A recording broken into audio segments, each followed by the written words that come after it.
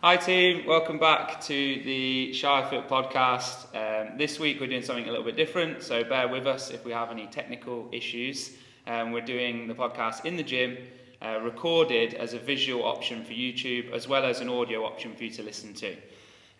Today's podcast, the sponsor is not really a sponsor.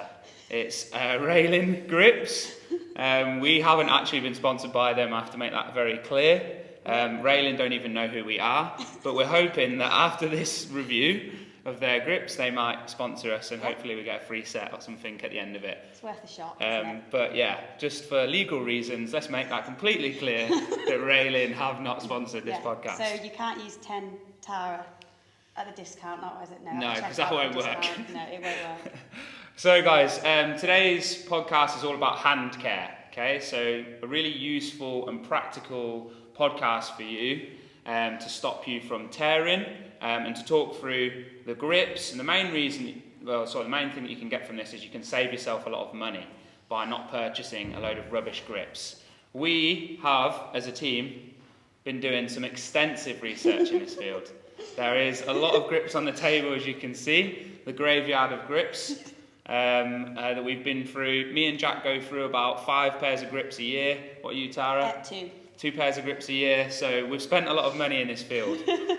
So we have quite a bit of knowledge to share, and we want to help you, number 1, save your hands so you can train harder and longer, and number 2, save your money and stop wasting your money on rubbish grips. So we're going to go through a number of things. We're going to go through skin types, bar types, what different types of tear you can get. We're going to go through grip types, and then we're going to finish with the grip review. The grip review, with all the grips laid out on the table for you guys. So, I'm going to talk about skin types. So there are 2 types of skin here. The first is mine, leather, dry skin. Okay, you'll know if that's you because your skin constantly is cracking, it's completely dry all the time, and basically you end up with issues because of dryness, not because of moisture. When you've got this type of skin, you very rarely tear. Okay, tearing's not really an issue for me, and it has to be quite a lot of volume, or it has to be a very specific sort of workout for me to tear. Or it means that I haven't really looked after my hands. With this type of skin, the dry and the leathery skin, the issue is too much dryness, not too much moisture. So what you need to do is look after the dryness by applying some moisturiser. You can use this stuff from Wadwelder here if you like it, or just normal moisturiser will work. You need to make sure that after your workouts you dry off your hands. Wash them off, get rid of the chalk because the chalk's going to dry them out, and then dry them off after that as well. And basically stop yourself from keeping the chalk on your hands after a workout, because the chalk is just going to take all that moisture away from your skin, and the moisture is needed to stop you from cracking or building up nice big calluses on your hands. Like your hands. Like mine. Really I have dry. like 70-year-old hands. Me and Jack have like super soft hands, and then Max has really dry hands, like cracked hands. Yeah, so in terms of care, it's very little maintenance for someone with dry or leathery skin.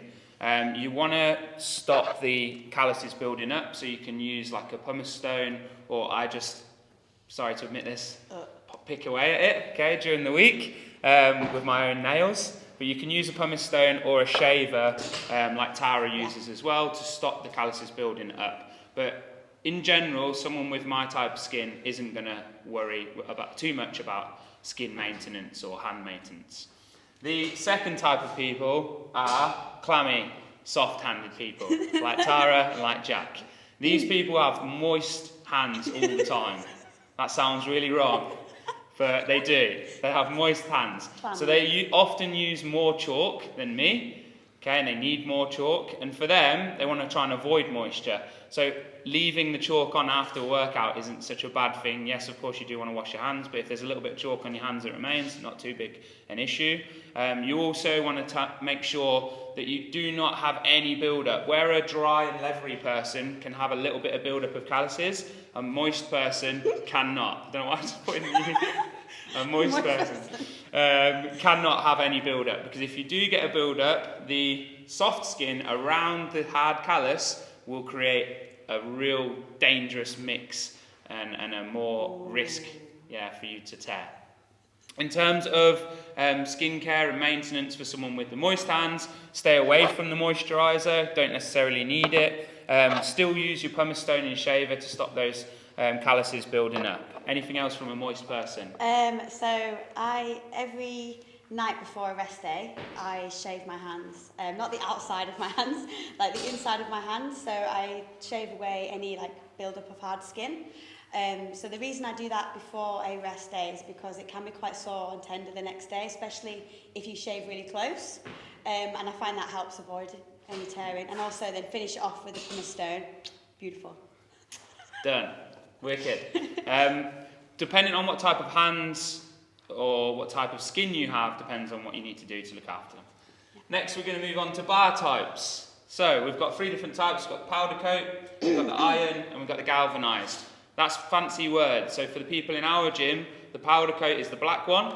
Yep. The galvanised is the silver, and the iron is the brown rusty one. Rusty bar. Yes. So 3 different types of bars. So the powder coated one, so you'll find that this is quite slippy.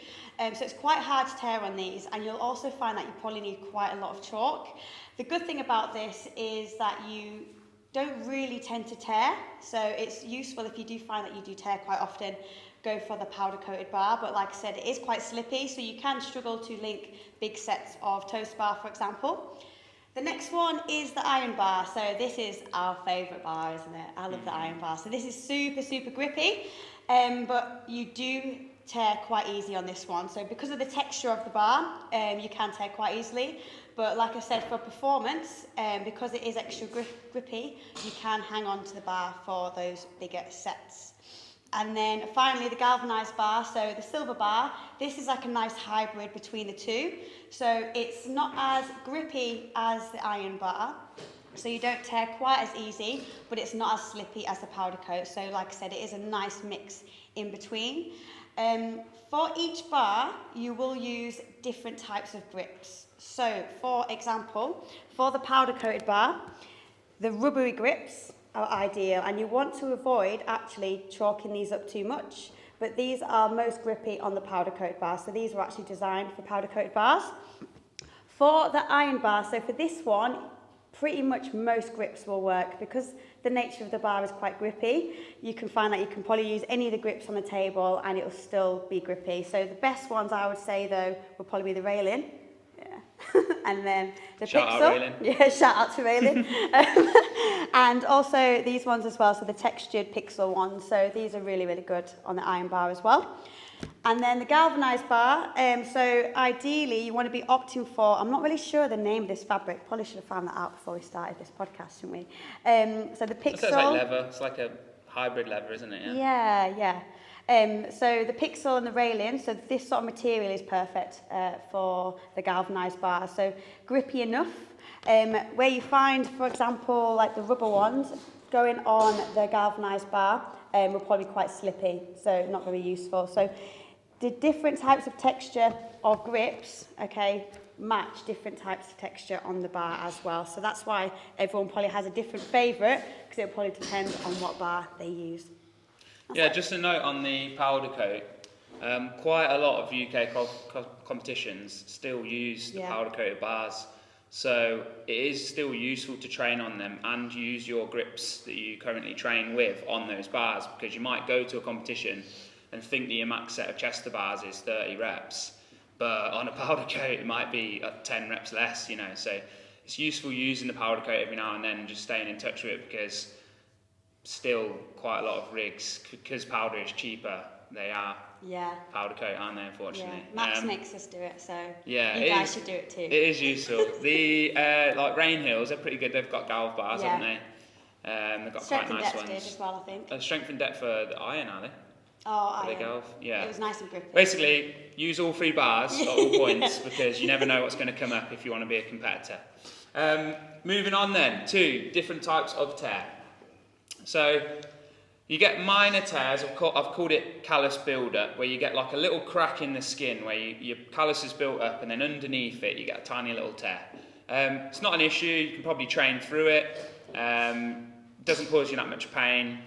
All we want to do is stop that from sort of continuing to tear when you do that. So what we want to do there is shave the callus to make it as smooth as possible so that you don't get a ridge in your skin. So if you've got a ridge in your skin, it's going to encourage you to tear. So you're going to shave that callus down to make it smooth, and then try and avoid the movements that are going to incur a tear, okay, where possible when you're training. And if you do have to do those movements for whatever reason, maybe you're at a competition, you're going to tape over it and then put a grip over the top as well to try and cover that little mini tear. Next one is the blister. Yeah, so for the blister, so there's two different types of blister. Was it a water blister? Yeah, you get like fluid in there, yeah. So for this one, you want to like get a pin and pop it, and then you can drain it and then leave it be. So don't pick the skin off.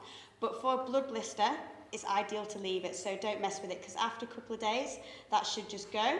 But a water blister, we'll call it, you do want to drain it. But like I said, don't be tempted to pick the skin away, because it'll just be raw skin underneath and it will take longer to heal.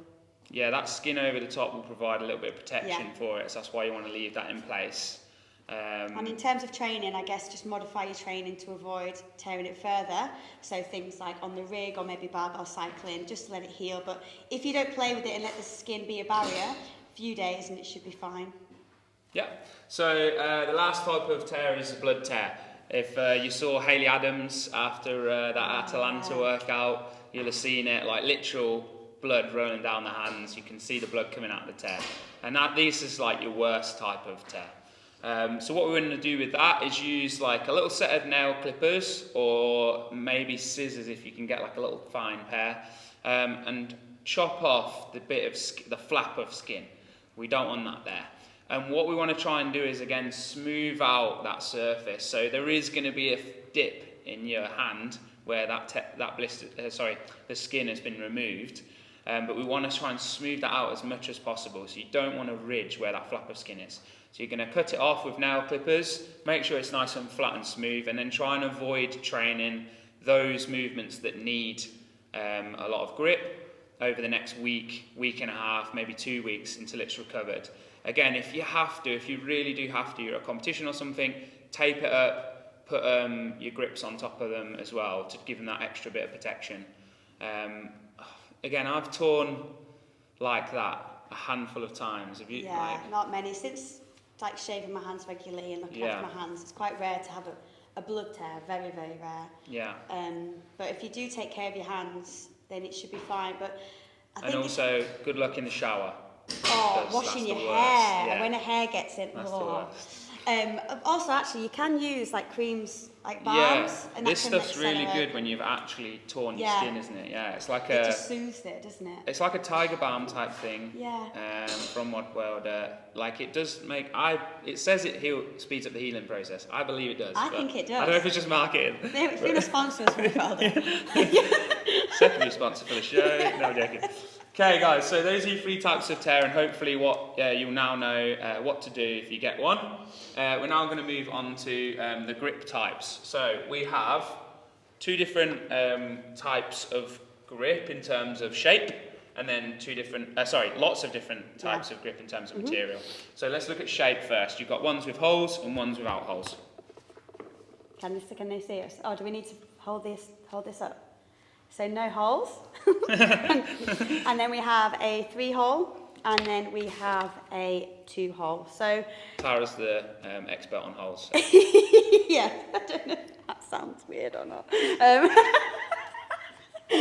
Right, so actually, Max, if you... Oh, no, I can't talk and put this on at the same time, so do you want to... I'll talk through it, yeah. Yeah. So when you're using so let's talk about positives and negatives first. So positives of the holes are the grip's going to stay in place a little bit more because your fingers keep them on place, and you won't get that lateral sliding, okay, of the grip that you sometimes get. When I'm doing a really big set of chest to bar, sometimes on the flap, not the holes, the grip will slide out laterally away from me, which means I have to come off the bar. You don't get that with the holes. The negatives with the holes are you don't get as much material on the bar. So I'd say you get less grip. And actually, if I've ever used a pair with holes, I use it like a flap anyway, I just flap it over. But when you do use a set with holes, you're supposed to do this technique, what Tara's showing you now. So you're supposed to create what's it called, a dowel? I think it's a dowel. A dowel, something like that. So quite often we see people, when they've got the finger grips, they'll wear them, bear with me, they'll wear them like this, which is good for hand protection, but it doesn't actually help with your grip, and it's not the reason why they're made like that. So what you need to do, you need to make sure that they're slightly baggy at the top. So you want to tie it to the wrist right at the top, and then here, what you do is you create a little dowel, and then that's what hooks over the bar. So if you can see there, it's just the middle of the finger that is through the holes. The holes aren't all the way down to my knuckles. That's really important. So you just have that there, just in the mid finger, and like I said, you can create a little dowel, and that will then hook onto the bar. So that'll actually help with your grip as well. With the ones without holes, so you'll simply just jump on the bar and then hook round. So again, you can see that there's a gap there where the grip is. The grip's not completely flush with the whole hand, and the purpose of this is what we call like hanging off our grips. So it's to help with your grip endurance as well. Doesn't help strengthen your grip though, so it's still really important to mix up both. So don't just rely on always like hanging off your grips. Make sure you're doing your grip work as well. Yeah, so there's two really key points there to bring out with Tara, and the first one's sizing. So in general, I would say always buy bigger than you think. You don't want the grip to be small. You can cope with a grip that's too big. You can't cope with a grip that's too small. So if you're going to buy big. I would say female large. Would you go? Yeah. There? So and males extra large every day. Yeah. Don't bother buying small. I don't know anyone that, apart from Nick Dent, I don't know anyone that can wear small grips. The second point is about if you're a person who tears regularly all the time, it might not be your hand care or the type of grip you're wearing. The issue could be that you don't have enough grip strength. So obviously if you've got less grip strength when you're holding onto the bar, you get more movement. Obviously movement creates friction, friction creates skin tears. So if you're the type of person who's been through all the grips and you're still tearing, probably need to kind of look in the mirror a little bit and think, I need a bit of grip work in my life. If you're potentially a type of person who has torn a lot in the past, and you think you've found your perfect grip and it's stopping you from tearing, it might not necessarily be that grip is perfect for you. It might be because your grip's got stronger. So bear in mind that grip strength plays a massive role. Yeah, absolutely. I agree with that. Cool. Now we'll move on. Oh, sorry, I didn't talk about the hooks. So hook benefits, more material to get over the bar, so more grip. So generally they're better in terms of grip, but the negatives of them is you get that lateral sliding that I talked about, and also they tear quite, when I say tear, they don't tear your hands, they rip very easily. Not very easily, but quite often. Yes. You end up with basically the material wears down, and is there one there? Yeah, material wears down, look where it's gone really thin, and you end up getting a tear in your actual grip itself, which doesn't hurt your hands, but it hurts your bank balance. So you have to buy new ones. Wicked. Now moving on to the second category, which is the different grip materials. Yes. So we have like the sort of polystyrene, would you say? What's that called? Nylon? This pile here? Yeah. Oh God, plastic rubbish? Yes, yeah. I don't even have a name. Well, we won't review them yet. Yeah, oh yes. But okay. we've got like the polystyrene. Yeah. Basically, they're only good for... What are they good for? Nothing. Nothing. Terrible. But we're Don't not buy going to them. the review yet. We'll Yeah. just leave those ones. Then you've got the rubber type, okay, which are Tara mentioned, very good for powder coated bars because they stick onto the powder coat, and you don't need much chalk on those as well. So your gym owner, like me, will like you because you won't hammer the chalk to bits. Next, we've got The this carbon kind of ones. like carbon material, yeah. So very similar to the leather ones, they're more ideal for the powder coated bar. And again, you don't need much chalk for those either.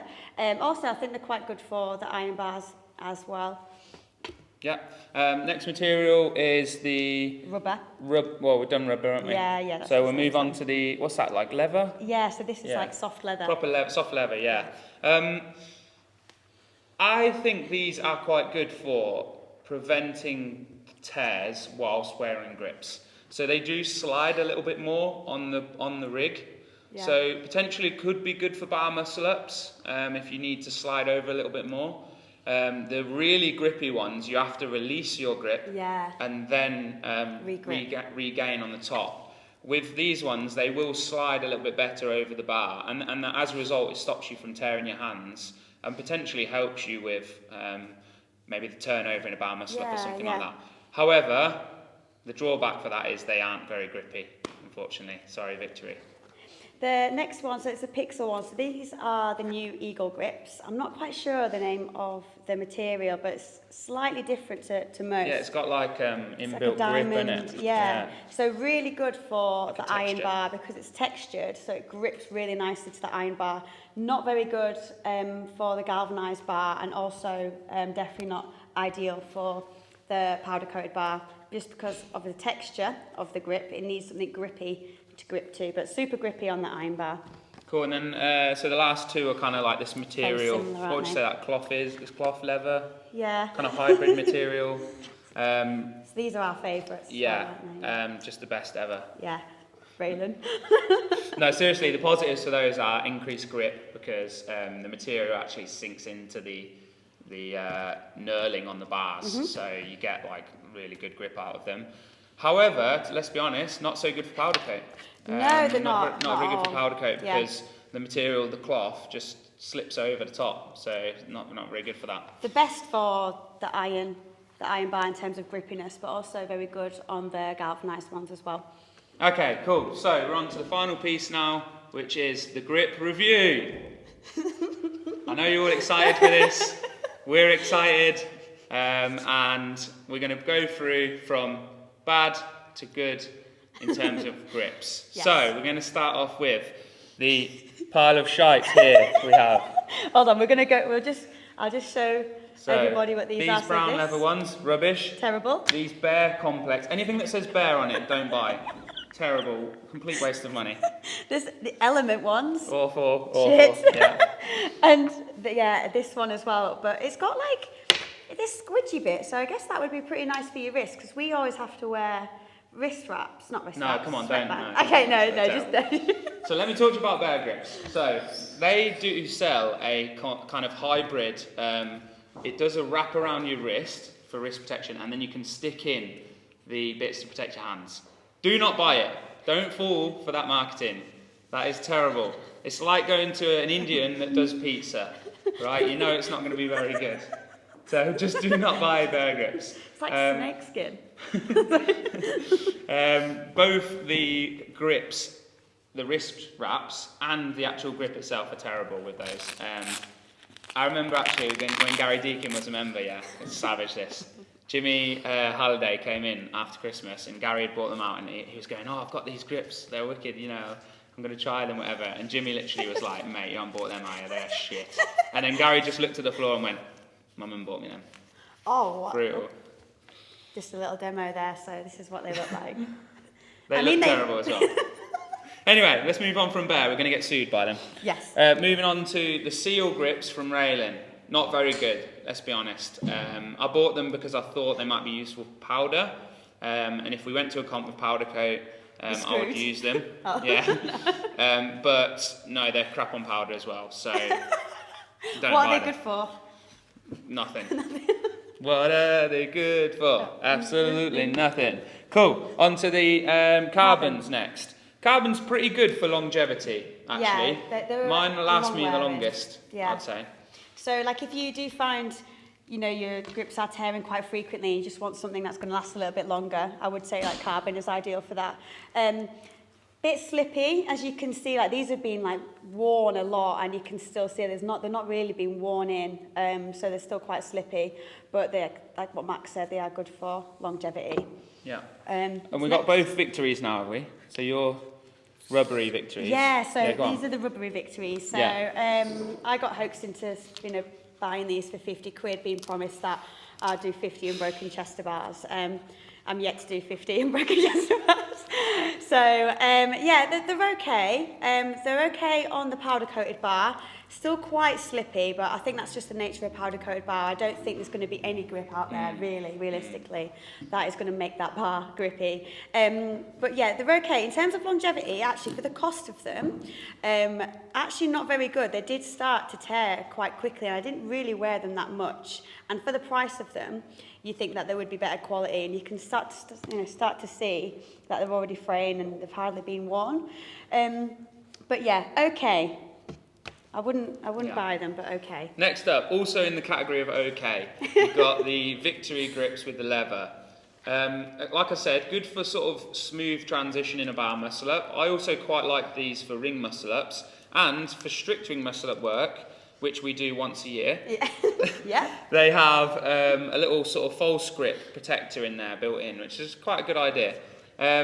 However, not very good for high volume, you know, standard movements, chest to bar, pull up, toes to bar, etc. So I don't think these are very good, but they're kind of middle ground, middle pack. Positive for them is longevity. Because they slide over the bar quite a bit, they will last for longer and you won't have to pay out for replacements. I guess if you don't use them as well, they last for ages. Yeah, that also helps. The next ones are the Pixel Eagle grip. So I bought these quite recently because it said on the website that they were the grippiest grips ever to be made, and obviously I was like, take my money. And they're not, but they are good on the iron bar, so they are really grippy on there. These are a bit too long, and the unfortunate thing is that you could only buy one of, like, between two sizes, so a small or a large. The small's really small, and the large is almost too big, so they're kind of annoying and they're a bit bulky. But they are good in terms of, like, using the iron bar and also ring muscle ups as well, but not ideal for the powder coat or for the galvanised bar. Let's be honest, the two top brands out there, we've got Pixel and we've got Raylan. Yeah. Sort of second favourites, these are yours, Tara, aren't they? Yeah. Old. My favourites. You can see how worn these are. The old dab hands. Actually, I love it when this happens. So basically, after they've been broken in and worn in, it creates this little flap. I've been buying these for years, and it creates like almost like a little doll. So it kind of like hooks onto the bar. I know it's not supposed to do that, but actually it feels quite nice. I mean, I love these. I've bought these again and again and again. The only downside is the holes. When you do ring muscle ups a few times, you've been caught in. My thumb will hook back in, and then I end up like sort of hanging off the rings. So that's the only downside of these, I'd say. But other than that, really good. Not super long lasting, probably the same as the Raylan, as they do start to tear, but that's probably more down to like my use, and also hanging off the grips maybe a little bit too much. But yeah, they're my favourites. And the winner is, by a mile, the Raylan grip. Now you can get the yellow bumblebees, these are the black version, doesn't matter what style you get. These, in my opinion, are the best grips on the market. They are the best for performance. So if you want to get up there and hit a PB set of chest to bar or toes to bar or whatever, these are the best ones for you. If you want to perform on game day, these are the ones. However, they do break quite regularly, probably because I use them the most.